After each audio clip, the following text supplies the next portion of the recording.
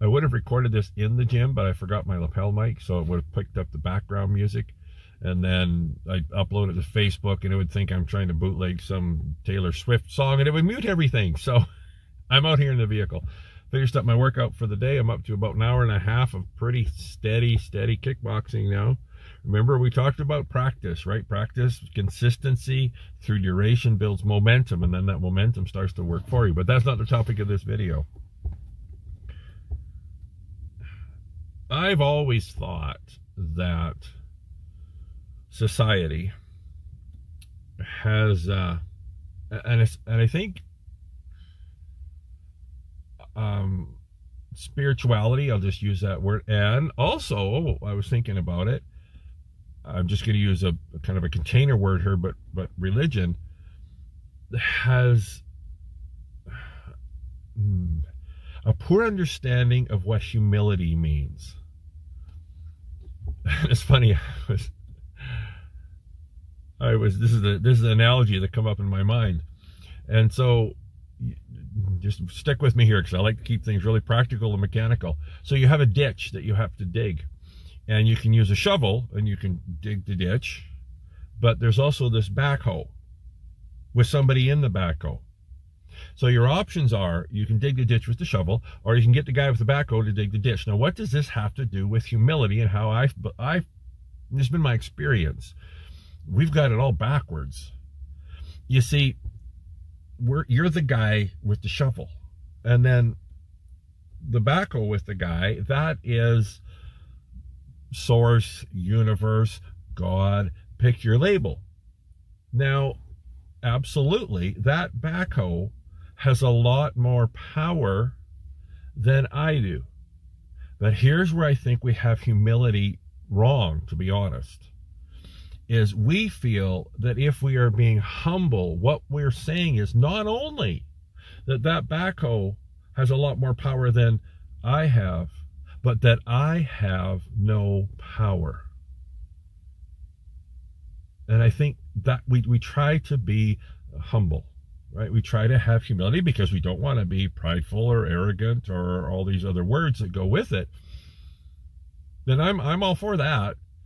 But I think what we've done is we believe that in order to not be those labels and to be humble, we have to actually depreciate ourselves.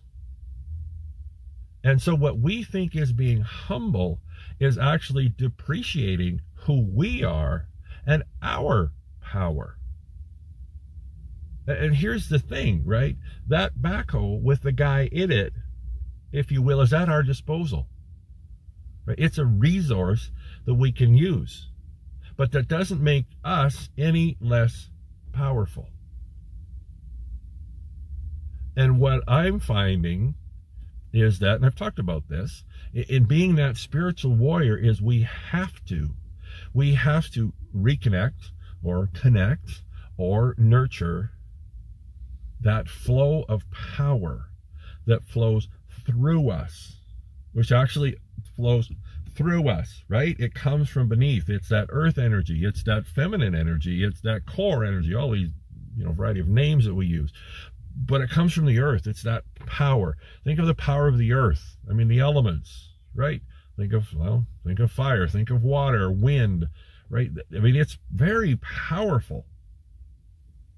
And that power is accessible to us. But what I feel is we very effectively disconnect ourselves from it because we feel that means we are not humble. That means we are prideful, we are whatever. Because when you think about it, right, if you walked around telling people, I'm pretty powerful, what's the first thing they're going to say, right? You arrogant bugger, right?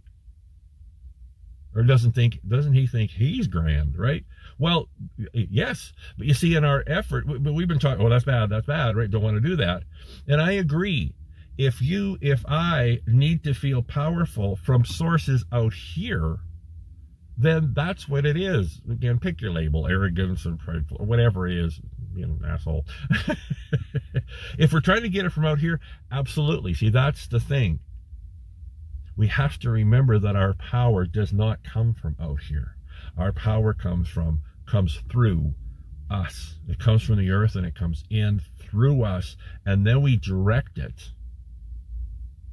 I can't remember whether I've talked about focus or not, but then we use the masculine energy, right? So we focus it, right? So the power comes here and then we focus it, right? But that's what power is. That's what true power is.